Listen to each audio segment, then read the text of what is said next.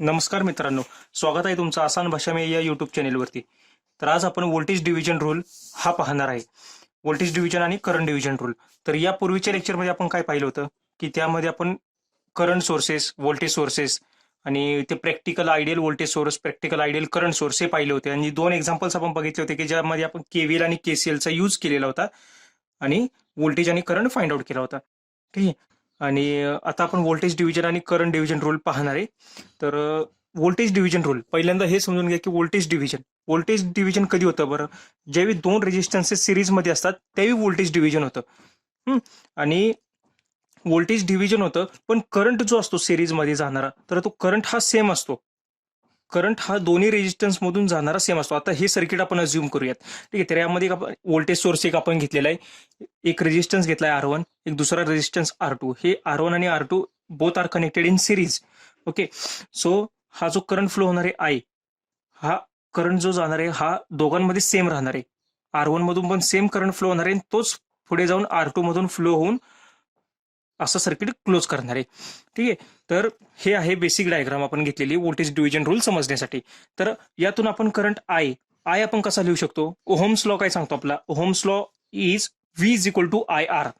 ठीक आहे. तर आय इज इक्वल टू काय येणार मग? I is equal to V by R. म्हणून I is equal to V upon R. तर आर हा आय हा करंट दोन्ही रेजिस्टन्सेस मधून फ्लो होतोय, म्हणून टोटल रेजिस्टन्स काय झाला? R1 plus R2. Therefore I is equal to V upon total resistance RT is equal to R1 plus R2. Okay. हे आपलं फर्स्ट इक्वेशन आलं. दिस इज अवर फर्स्ट इक्वेशन.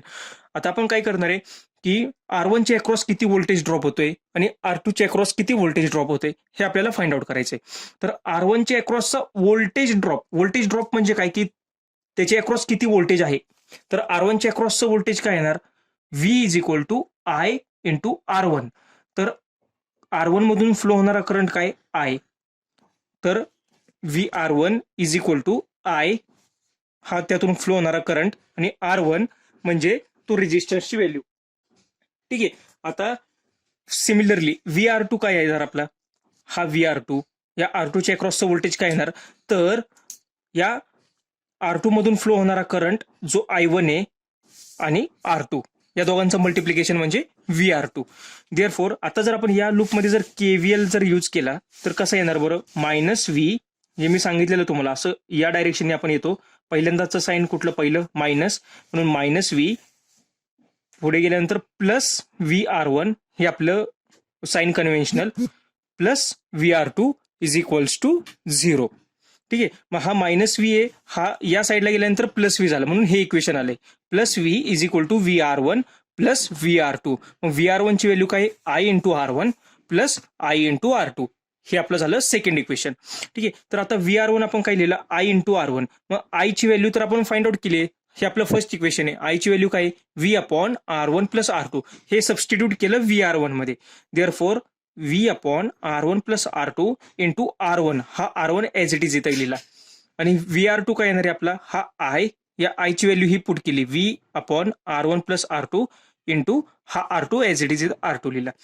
मग VR1 इज इक्वल टू परत आपण equation कसं लिहिणार? R1 upon R1 plus R2 into V. हा V फक्त आउटसाइड लिहिला. Similarly VR2 is equal to R2 upon R1 plus R2 into V. हे आपलं VR2 झालं.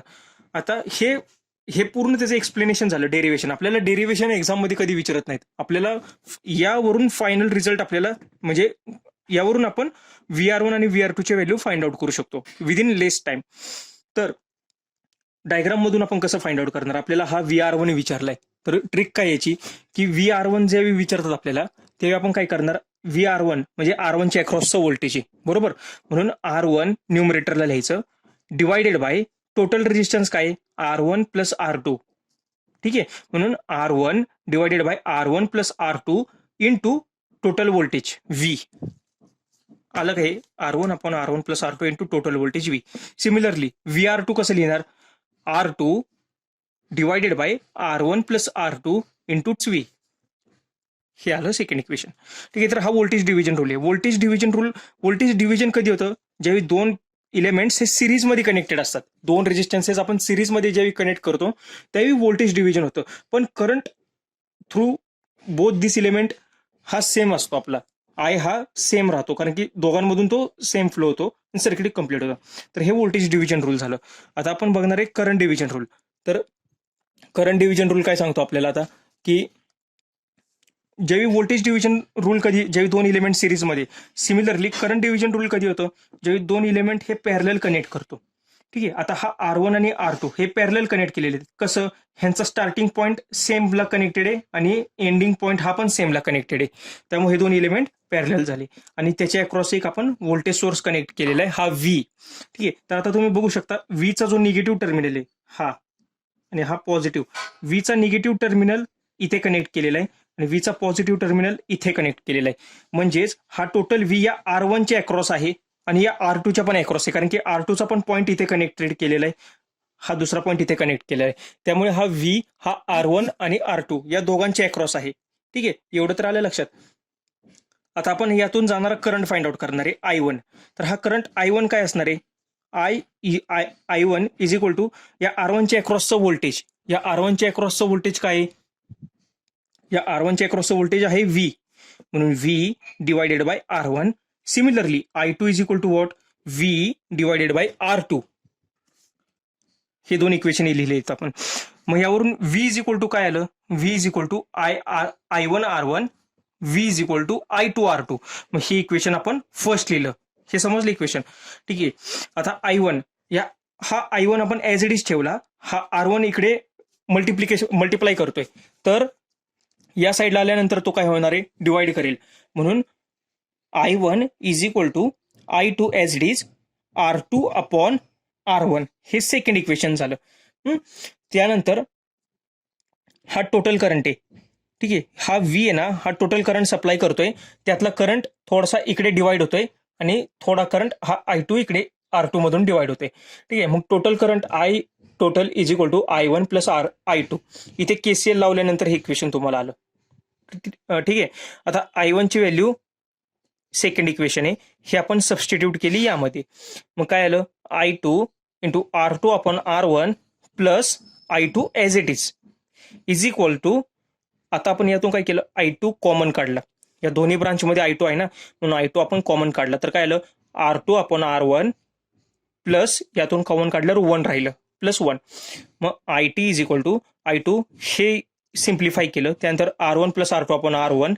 सिमिलरली I2, आता यावरून I2 कसं काढणार, IT ऍज इट इज हा R1 मल्टिप्लाय आणि हे न्यूमरेटरची टर्म इकडे जाऊन डिवाइडला, म्हणजे हे इक्वेशन आलं. I2 is equal to R1 upon R1 plus R2 into IT. Similarly I1 is equal to हे इक्वेशन आलं. ठीक आहे, तर हे डेरिवेशन तुम्हाला काही एक्झाम मध्ये विचारणार नाहीयेत. ठीक आहे, आपल्याला या दोन इक्वेशन वरून direct current I2 I1 find out करता येऊ शकतो. ठीक आहे, तर I2 is equal to R1 upon R1 plus R2 into IT. Similarly I1 is equal to R2 upon R1 plus R2 into IT. तर आता हे डायग्राम मधून, आता हे थोडंसं समजायला तुम्हाला अवघड गेलं असेल, पण डायग्राम मधून मी समजून सांगतो, हे खूप इझी आहे. काय करायचं, हे असं सर्किट असतं नॉर्मली, आपल्याला विचारतात I2 किंवा I1 मधला करंट काढा. ठीक आहे, तर आता I1 मधला करंट काढायचा आपल्याला, तर I1 मधला करंट काढताना एक लक्षात ठेवा, I1 हा करंट कुठल्या रेजिस्टन्स मधनं फ्लो होतोय, R1. ठीक आहे, तर R1 रेजिस्टन्स सोडायचा, दुसरा कुठला रेजिस्टन्स आहे, R2. म्हणून I1 काढायचं असेल तेव्हा काय करायचं, R2 divided by total resistance काय, R1 plus R2 into total current IT. समजलं. आता I2 काढायचा आहे, तर I2 हा करंट कुठल्या रेजिस्टन्स मधून फ्लो होतोय, R2. म्हणून R2 ला निग्लेक्ट करायचं, दुसरा रेजिस्टन्स कुठला आहे, दुसऱ्या ब्रांच मधला R1. म्हणून R1 divided by R1 plus R2 into IT. ठीक आहे, तर हे बघा तुम्ही, आता I2 काढतोय ना आपण, I2 काढताना I2 हा रेजिस्टन्स कुठल्या, I2 हा करंट कोणत्या रेजिस्टन्स मधून जातोय, R2 मधून. तर R2 ला सोडायचं, दुसरा कुठला रेजिस्टन्स आहे, R1. म्हणून R1 आला इथं, R1 upon R1 plus R2 into total current IT, total current IT. आता व्होल्टेज डिव्हिजनला कसं होतं, की ज्या ब्रांच मधला ज्या रेजिस्टन्स मधलं व्होल्टेज काढतोय तो रेजिस्टन्स न्यूमरेटरला धरलेला R1. हे बघू शकता, R1 च्या अक्रॉसचं व्होल्टेज काढायचं म्हणून न्यूमरेटरला R1 आहे, डिनॉमिनेटर तुम्ही लक्षात घ्या, नेहमी समेशन असते, R1 प्लस R2, इथे पण R1 प्लस R2, डिनॉमिनेटरला समेशन आहे.